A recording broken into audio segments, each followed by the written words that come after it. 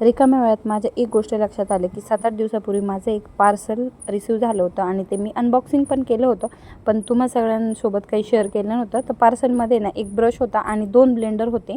तर बघा मी 1-2 वेळा वापरले होते म्हणून थोडेसे खराब दिसत आहे, पण ब्रशचा काही वापर केला नव्हता आणि मला अजिबात मेकअप सेन्स नाही आहे. पण माझ्या बहिणींच्या सांगण्याप्रमाणे ना मी फेसेस कॅनडाची स्ट्रोक क्रीम वगैरे ऑर्डर केलं होतं आणि फाउंडेशन वगैरे. तर फाउंडेशन आणि स्ट्रोक क्रीम एकत्र मिक्स करून ती मी चेहऱ्यावर अप्लाय केली होती. तर ब्लेंड कसं करायचं हे पण मी फक्त माझ्या करतात तेव्हाच बघितलेले.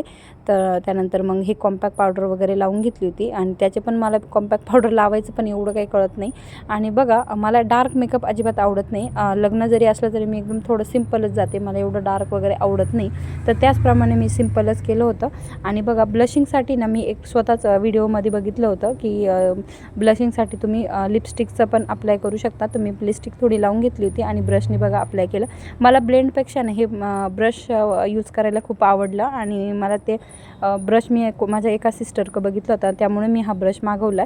नंतर मी लिपस्टिक वगैरे लावायला घेतली आणि ही लिपस्टिक बघा माझी विरणी खूपच खराब करून टाकलेली आहे. माझ्या मेकअपला इग्नोर करा आणि बघा त्यानंतर फायनल मी अशी दिसत होती.